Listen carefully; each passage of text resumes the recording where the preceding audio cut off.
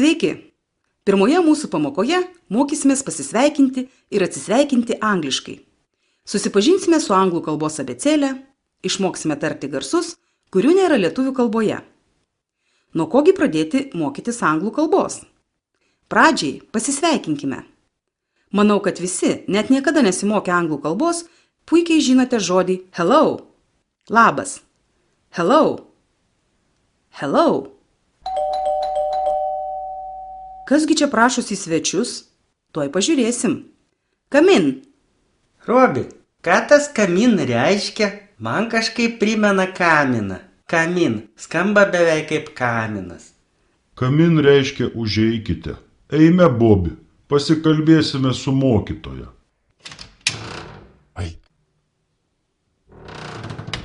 Hello. Sveiki, vyručiai. Hello. Mūsų studentams pristatau veikėjus Robi ir Bobi. Sveiki besimokantieji anglų kalbos. Hello visiems. Maniau, kad moku angliškai, bet po kelionės su Bobiu į Londoną supratau, kad ne. Jo, vos neprisivalgėme gyvačių ir kokių nuotykių patyrėm, todėl nutarėm rimtai imti jauti už ragų. Mokytoja Jolanta, kai jūs paaiškinote žodžius snake gyvatė ir snack užkandis, supratome, kad neteisingai perskaičius žodį, jis įgauna visai kitą prasmę. Tai jau tikrai taip. Šaunu, kad nusprendėte mokytis. Įsitaisykite patogiai ir paklausykite. Aš jūs pamokysiu anglų kalbos pagrindų. Tiek mūsų mokiniai, tiek jūs, vyručiai, frazes kartokite daug kartų, kad įsidėmėtumėte. Tad tęsiu savo pasakojimą. Įprasta pasisveikinimo frazė tokia. Hello, how are you? Sveiki, kaip sekasi? Hello, how are you? Hello, how are you? Kai atsakome, jog jaučiamės gerai, vartokime fine, thank you. Ačiū, gerai. Fine, thank you. Fine, thank you. Ačiū, gerai. Lietuviškai gražiau skamba, kai pradžioje sakome žodį ačiū, o tik po to gerai. Anglų kalboje įprasta sakyti fine, thank you. Gerai, dėkui. Pasisveikinimo frazes mokykitės mintinai. Klausant pamokos keletą kartų, frazės jums įsimins gana lengvai. Tik nepamirškite su audio įrašu jų kartoti mintyse ir garsiai. Hello, how are you? Fine, thank you. Hello, how are you? Fine, thank you. Kai padėkojame, pasakome, kaip jaučiamės, tuomet pasidomime, kaipgi sekasi pašnekovui. Galime naudoti tą patį klausimą, akcentuodami žodį you. How are you? How are you? Hello, how are you? Fine, thank you. How are you? I'm okay, thanks. I'm okay, thanks. Reiškia, man viskas gerai. Ačiū. Pradėdama jūs mokyti pasisveikinimo frazių, privalau paaiškinti kai kurių garsų tarimą. Pirmoje pasisveikinimo frazėje girdite du garsus – f ir th. Žodyje fine įprastas lietuvių kalboje garsas f. Tačiau žodyje thank you arba trumpinyje thanks girdite ne garsą f. Tai šveplas garsas th. Th. Thank you. Thanks. Nuo pat pirmų pamokų įdėmiai klausykite ir mokykitės tarimo. Keleto anglų kalbos garsų teks pasimokyti rimčiau, nes tokių garsų lietuvių kalboje nėra. Taigi anglų kalboje yra du garsai, kuriuos reikia švepluoti. Keista, ar ne? Gal net juokinga, nes su mažais vaikais, kurie neištaria garsų, daug dirba ir tėvai, ir logopedai, o čia prašome švepluoti.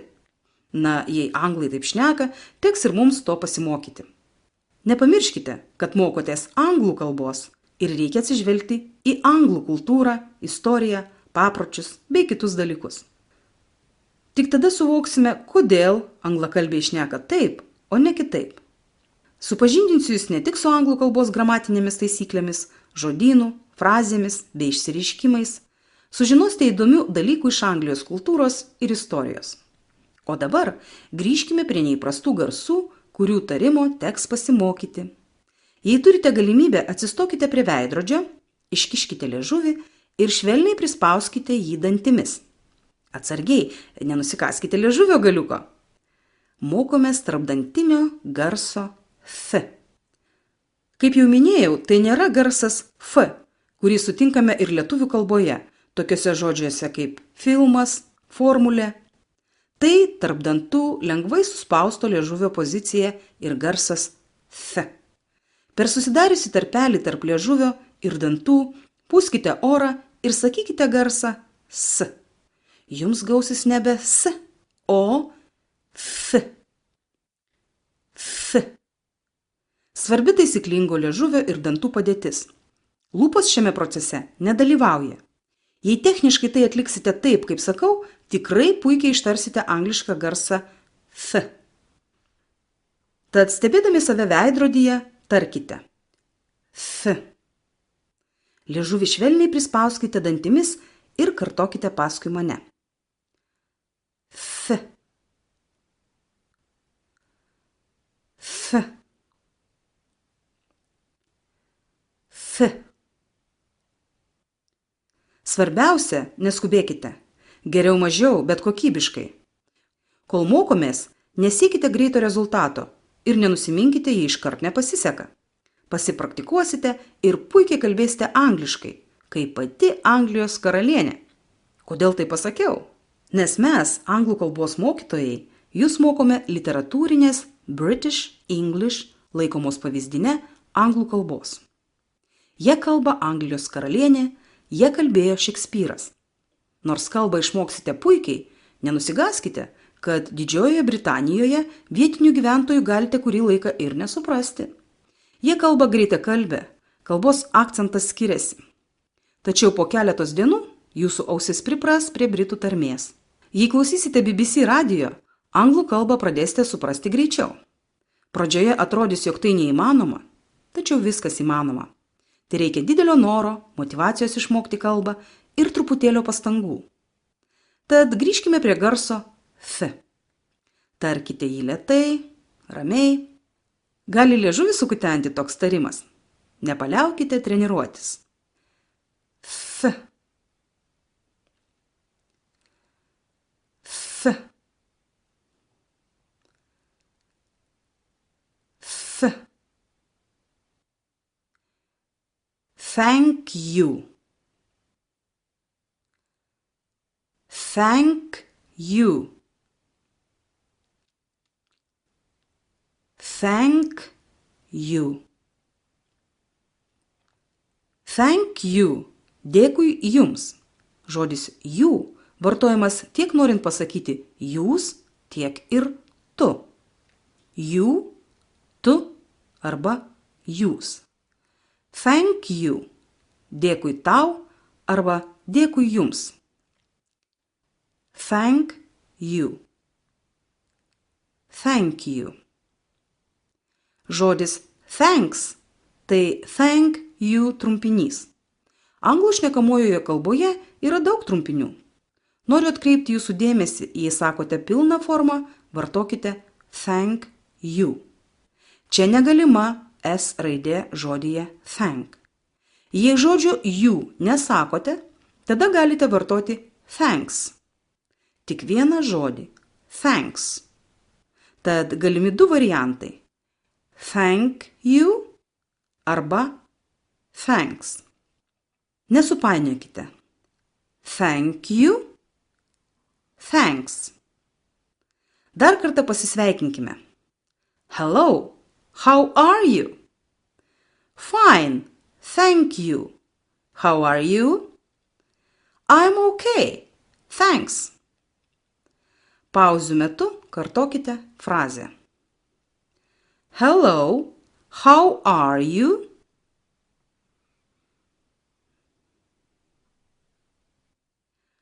Fine, thank you.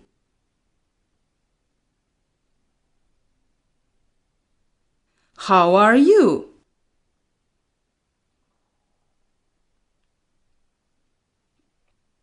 I am okay. Thanks. Na štai, pasisveikinti jau mokėsite. Tad pats metas susipažinti su anglų kalbos abėcėle. Tie, kurie turite vaikų pradinukų, girdėjote, kaip parėję iš mokyklos, jie smagiai traukia dainelę. A, B, C, D, E, F, G. Dainelė tikrai linksma, tačiau vien padainuoti raides nepakanka. Pabandykite dainuojančią abėcėlę pradinuko paklausinėti raidžių atskirai. Tada pamatysite tikrasias savo atžalos žinias. Išmokti dainuoti abėcėlę – tai ne tas pats, kas mokėti raides. Jas reikia pažinti ir išmokti. Anglų kalboje žodžiai vienaip prašomi, kitaip tariami. Todėl jau nuo abėcėlės turime mokytis raidžių pavadinimus. Lietuvių kalboje pirmoji raidė A angliškai vadinama A. Lietuviška E angliškai vadinama I. Bene įdomiausia, kad mes sakome R, o angliškai šios raidės pavadinimas R. Taigi angliškoji abėcėlė. Joje 26 lotyniškos raidės. Paklausykite. A, B, C, D, E, F, G, H, I, J, K, L, M, N, O, P, Q, R, S, T, U, V, W, X, Y, Z. Raidžių Q, W ir X lietuvių kalboje nėra, o raidę Z galima vadinti Z arba Z. Dar kartą kartokite abėcėlę paskui mane. A, B, C, D, E, F, G, H, I, J, K, L, M, N, O, P, Q, R, S, T, U, V, W, X, Y, Z. O dabar pakartosime tai dalimis. Pauzės skirtos jūsų pakartojimui. A, B, C, D, E, F, G. Dar kartelį. A, B, C, D, E, F, G. Toliau. H, I, J, K, L, M, N, O, P. Ir dar kartelį. H, I, J, K, L, M, N, O, P. Ir paskutinės raidelės. Q, R, S, T, U V W X Y Z Q R S T U V W X Y Z. Na ir visa abėcėlė. A, B, C, D, E, F, G, H, I, J, K, L, M, N, O, P, Q, R, S, T, U, V, W, X, Y, Z.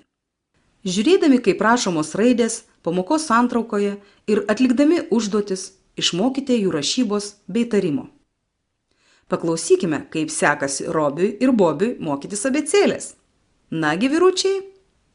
A, B, C, D, E, F, G. H, I, J, K, L, M, N, O, P. Q, R, S, T, U, V, W. X, Y, Z. Viskas labai gerai, tačiau Bobi paskutinė raidė Z arba Z. Įvairių tautybių žmonės turi kuo įmantriausius vardus ir pavardes. Kad taisyklingai juos užrašytų, anglai paprašo vardus, pavardės pasakyti paraidžiui. Manau, tai suprantama. Pagalvokite, ar lengva mums būtų užrašyti asmens duomenis, jei žmogus iš Azijos? Anglams lietuviškos pavardės, ypač su galūne ienė, yra sunkiai suvokiamos, beveik tolygios kinų kalbai. Tad jie iškart prašo pasakyti vardą ir pavardę paraidžiui. To mes pasimokysime kitose pamokose. Grįžtant prie anglų abėcėlės, noriu pabrėžti, nesupainiokite C ir S. Raidė C yra abėcėlės pradžioje A, B, C. Tad jei neprisimenate, kaip tarti raidę, tiesiog mintyse pasakykite savo pirmas 3 raidės A, B, C. Ir puikiai prisiminsite, kad C lietuviškąją C atitinkanti raidė. A, B, C. Raidė S sutampa su lietuviškąja S. Mums, lietuviams, neįprastai tariamos šios raidės. Lietuviškoji E anglų kalboje tampa I. G, G, H, H. I, I, R, R, I ilgoji, Y. Beje, raidė I tai žodžio aš atitikmuo. Skirtingai nuo kitų įvardžių, I, aš, visada rašome didžiąją raidę. Ir sakinio pradžioje, ir viduryje. Kiti įvardžiai rašomi mažąją raidę. Fonetinių garsų žymėjimą išmoksime pirmųjų pamokų eigoje. Kad mokėtumėte perskaityti žodį, reikia žinoti tarimo ženklus. Lauštiniuose skliaustuose šalia žodžio yra transkripcija. Tai yra kalbos garsų parašymas pagal tarimą. Jei reiktų perskaityti žodį lake, kuris reiškia ežeras, ir skaitytumėte jį taip, kaip parašyta, gautųsi lake. Tačiau norint jį perskaityti taisyklingai, žiūrime į transkripciją. Taigi, čia matome garsus L, E, I, K. Tad ir skaitome lake. Lake. Ežeras. Lake. Štai žodis fine, kurį sutikome šioje pamokoje. Jei skaitytume lietuviškai paraidžiui, gautųsi fine. tačiau žodis tariamas fine. Fine. Fine.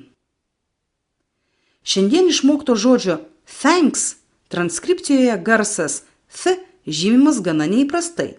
Tai ovalus žymėjimas. Juk jei nežinotumėte, kad raidės T ir H sudaro garsą th šiame žodyje, turbūt skaitytumėte thanks. O žinodami fonetinių garsų žymėjimą, skaitysite thanks. Thanks. Žodžių rašyba ir tarimas skiriasi. Yra keletas tarimo taisyklių, su kuriomis supažindinsiu vėliau. Norint žodį ištarti taisyklingai, turime žinoti, kaip skaityti fonetinius ženklus. Atlikite užduotis, paklausykite pamokos keletą kartų, išstudijuokite visą pateiktą medžiagą. Kiekvienoje pamokoje pateiksiu anglišką idiomatinį posakį.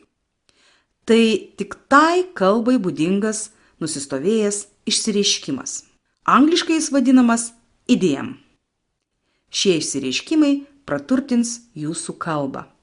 Šiandienos posakis blue moon. Jis vartojamas, kai kalbame apie labai retą įvykį. Lietuviškai galėtume pasakyti, kaip jaunas mėnulis. Tad tiek šioje pamokoje. Atsisveikinkime angliškai. Goodbye. Viso gero. Goodbye. Goodbye. Į tokį atsisveikinimą galite atsakyti taip pat. Goodbye. Neoficialioje aplinkoje atsisveikinant su bičiuliais sakykite bye bye viso. Bye bye. Bye bye. Tad atsisveikinkime. Goodbye. Bye bye. Goodbye, Robbie. Goodbye, teacher. Goodbye, Bobby. Bye bye, teacher. Kitoje pamokoje pratęsime anglų kalbos studijas. Iki malonaus.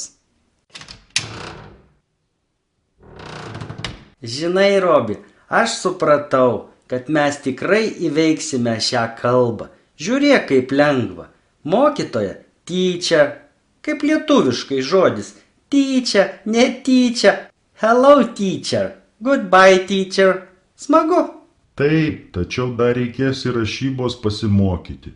Dažnai anglų kalbos žodžiai rašomi vienaip, o tariami kitaip. Įrašyti pasimokysim, eime ruošti namų darbų, mokytis abėcėlės ir frazių.